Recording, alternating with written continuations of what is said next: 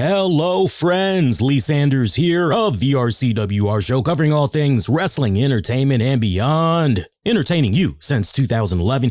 Here we are this go round with another album review. It's been a good minute. We're tackling Jerry Cantrell's Brighten album, which was released going into this weekend. The album actually dropped on October 29th. So we are just a couple of days removed from this album. I've had a chance to listen to it. Definitely want to tell you all about it in this quick review here. It's a quick recap review. Look, this album may have a lot of fans on the fence. It could be 50-50. It really just depends. If you're that hardcore Alice in Chains fans, hey, you've been feeding for that next album hit, that fix. You've been waiting since 2018. And for some of us, 2018, only a couple of years ago. 2022 is right around the corner. 2018 had saw Alice in Chains release Rainy or Fog, and pretty much since that period, we've seen the members of Alice in Chains go and do various side projects. William DuVall releasing a solo album and everything, been doing a tour supporting it, and Jerry Cantrell, long overdue for a solo album. Remember, he released 1998's Boggy Depot and Degradation Trip a couple of years after that. One thing we got to remember, though, when it came to Boggy Depot and Degradation Trip, those albums were released per se as a necessity, trying to stay relevant, especially when it came to Degradation Trip, as that album was pretty much in dedication of Lane Staley after his tragic passing and all of that. So it was a necessity, if you will, but also at the same time, you want to talk about some of the most darkest yet beautifully written music and some of the best arrangements by Jerry Cantrell on those albums, especially from just a songwriting standpoint. So what's going on this go round with this third solo attempt, Brighten, as it's been almost 20 years between solo albums from Jerry Cantrell? Everything got started with him in 2020 when he decided he was going to go on and head back into the studio and work on this album. And we got a couple of teases here and there. Let's not beat around the bush here. Let's be honest. We kind of got a little bit of teases some years back because Jerry Cantrell had partnered up with Tyler Bates, if you guys recall, a couple of years back, leading into working with Tyler on this Brighten album. And Tyler Bates' name should sound very familiar to you guys because he was the former lead guitarist of Marilyn Manson, and he also had helped produce Manson's albums, The Pale Emperor and Heaven Upside Down. Remember, Tyler Bates worked with Jerry Cantrell on it was John Wick Chapter 2, A Job to Do, and he also worked with him on what was the song from DC Comics? It was the soundtrack for DC Comics, Dark Knight's Metal, Settling Sun. So they've already got the built-in history there. So taking the success of those songs that they did, going into the studio to produce this Brighten album should be a win-win situation, right? There are some nice little gems that are on this Brighten album. I definitely would admit that, as Jerry Cantrell had also enlisted the aid of renowned Guns N' Roses bassist Duff McKagan, ex-Dillinger, Escape Plan singer Greg Picato, who supplies background vocals on this album.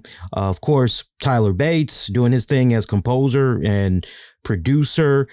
Several other additional musicians were contributing to this album as well. This album comes off a bit dark, yet mixed in with a lot of harmonious optimism, if you will. It's also got, no mistake about it, it also has a bit of country mixed into it as well. I dare say it's definitely got that touch of country twang to it, if you will. It's a mixture of folk, rock, country rock.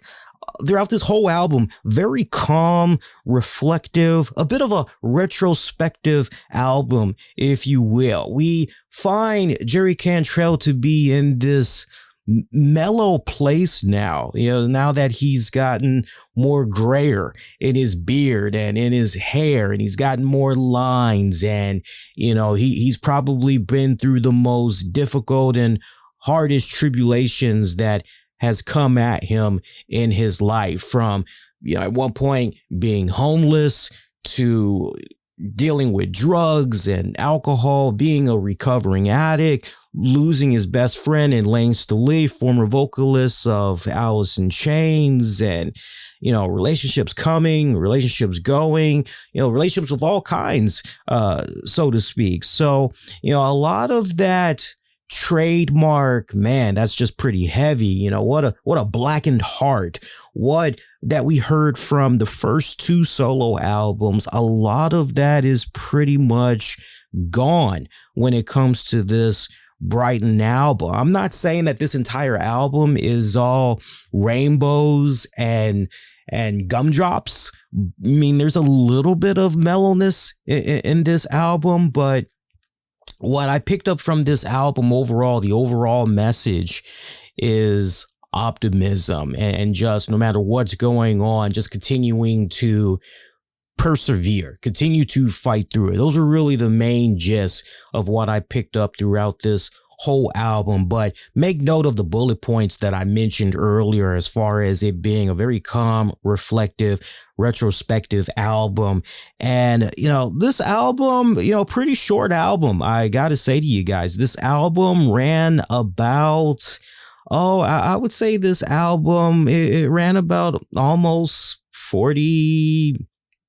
Yeah, it ran about a little over 40 minutes. There's like 9 tracks: Atone, Brighten, Prism of Doubt, Black Hearts and Evil Done, Siren Song, Had to Know, Nobody Breaks You, Dismembered, and Goodbye, which is a Elton John cover. Let's talk about some of these songs, and we're not going to be long-winded when it comes to these songs. For me, the songs that stand out the most from this album, I definitely got to give it up to Atone.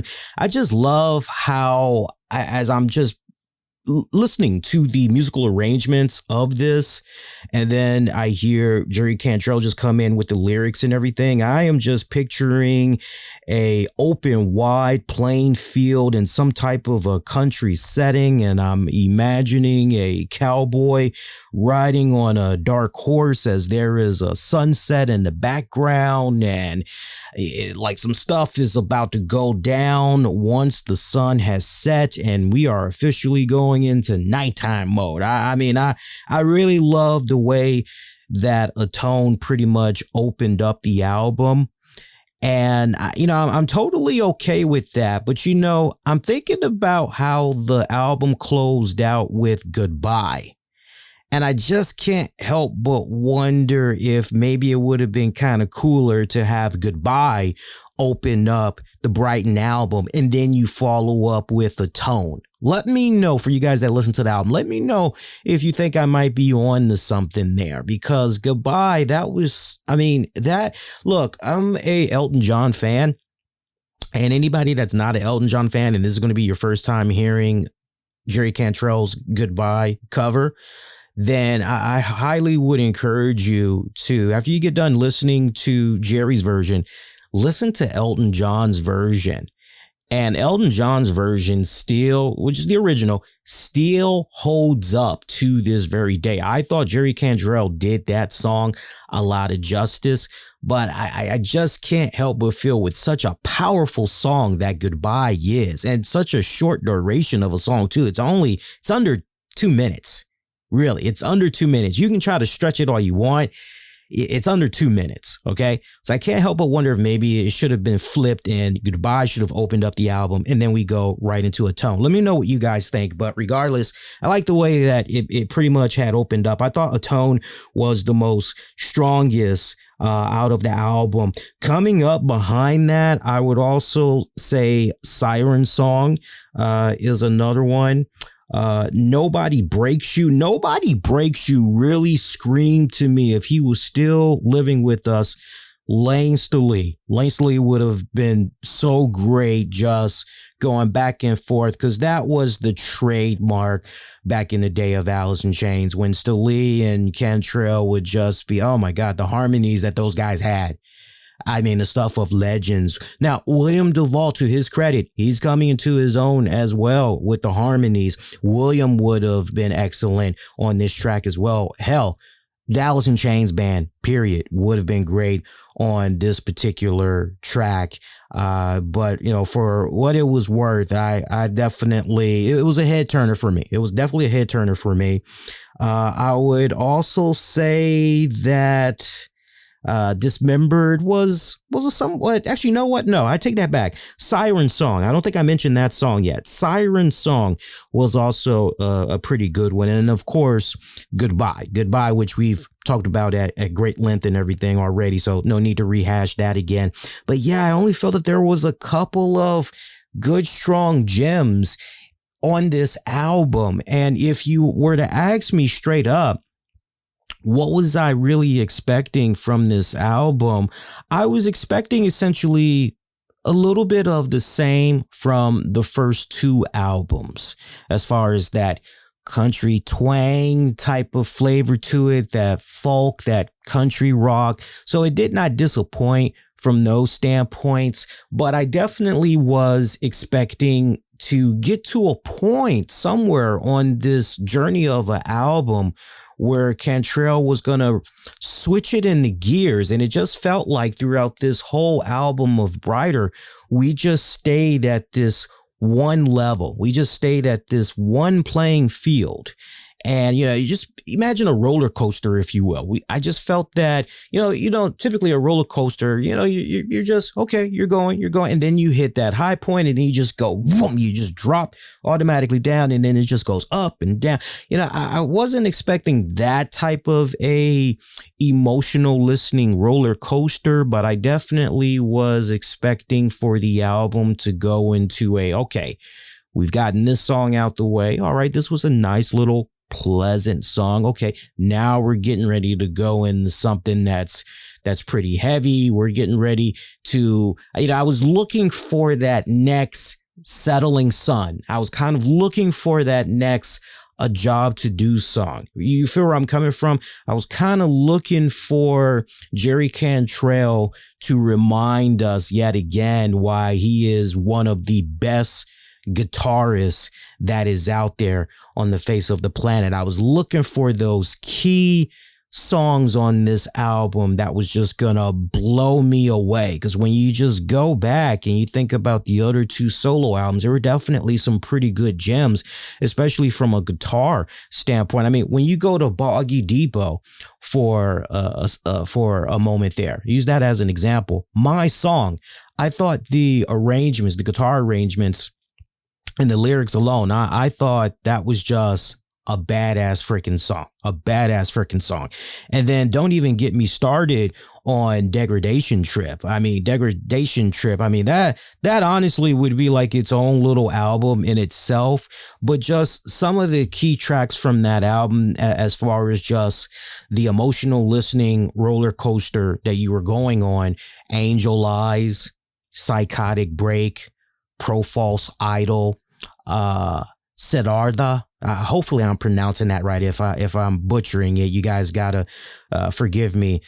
Siddhartha, I believe I'm pronouncing it right. I mean, that had a mystical, kind of like an Egyptian hypnotic trance type of vibe that was going on to it and everything. You guys that's familiar with the Jerry Cantrell Alice in Chains catalog, you guys know exactly what I'm talking about. But yeah, on this Brighten album, we just stayed at that one level, and we never really, almost that calling card trademark, if you will, that some Alice in Chains fans had experienced when it came to the devil, what is it? The Devil Brings Dinosaurs Here. I'm trying to think of the damn album. You guys got to forgive me. Devil Put Dinosaurs Here. The Devil Put Dinosaurs Here from 2013. I remember a lot of fans were saying, okay, yes, these tracks are good, but it's just kind of staying at the same You feel where I'm coming from. So that's where I am on this album. If I were to rate this album from a scale of 1 to 10, 1 being what, 10 being awesome sauce, I would give Jerry Cantrell's Brighten and I'm keeping in mind the key tracks that I had mentioned that I really, really enjoyed, which once again, I enjoyed Atone, Siren Song, Nobody Breaks You, and Goodbye, right? So I really liked 4 songs out of 9 tracks. I've got to give this album a 6 out of 10. I definitely will not go lower. I just can't go any higher. If you were to ask me if this is one of those type of albums that's going to grow on me, if I can find myself listening to this album in its entirety, over and over and over again, I don't see that happening as compared to the other 2 Jerry Cantrell albums. I don't see that happening. I see definitely if I were to revisit this album, I would only revisit the key tracks that I mentioned that I personally liked, and that's really it. I'm still pushing Cantrell's other 2 albums in their entirety, believe it or not, all of these years later. I thought what he laid out were masterpieces, but this one, it's kind of one of those take it or leave it. So look, if you're a hardcore Jerry Cantrell fan, you'll probably eat this up. You probably won't have any problems. If you are a hardcore Alice in Chains fan and you just love whatever is going on with the band members and you want to just try to latch on to whatever they're doing to keep you occupied until the next Alice in Chains album comes out, okay, then you're probably going to eat this up. If you're that Alice in Chains fan and you don't particularly care about the Cantrell solo albums, then this is probably one that you're most likely going to dodge. But if you are thinking about listening to this album, I would say go ahead. It is one of those albums. Check it out. It's about 20 years in between solo albums. Check it out. See what you think about it. But for me, it's definitely not something I'm going to be having in regular rotation. Sadly, I hate to say that, but I got to be honest with you because after all, our show creed motto is keeping it honest, keeping it insightful and interactive since 2011. If you checked out Jerry Cantrell's Brighten album, I want to know what you thought about it. You agree with a lot of the points that I made? You disagree? Give me your perspective. Give me your thoughts about the album. What tracks stood out to you? Is our list the same, or are you going with a different select number of tracks? Sound off. Let me know. And if there's an album you would like for me to check out for reviewing, definitely reach out to me. You can leave those comments. Get at me on Twitter, Facebook, Instagram. Use the keywords, the RCWR show. But once again, Jerry Cantrell's 3rd solo effort, Brighten, gets, or Brighten, I don't mean to say brightened, I mean to say Brighten, so forgive me there. Jerry Cantrell's 3rd solo album, Brighten, gets a 6 out of 10. Hey, want to welcome you if it's your first time checking me out. Welcome, welcome, welcome. Hope you enjoy and check out all of the content as I'm always posting a little something on a weekly basis. So hit that subscribe button, and please, as you make your exit, make sure you hit that like button, especially if you appreciated what I had laid down here on this album review, as it helps put more eyeballs, helps get the discussion going, definitely helps make our channel be more discoverable with ease. Do that, and thanks in advance. Until next go round, I'm wishing all of y'all to be safe and most importantly, be kind to one another. I will see you next go round. Adios. Thanks for listening. An Infinity One Productions presentation, keeping it honest, insightful, and interactive.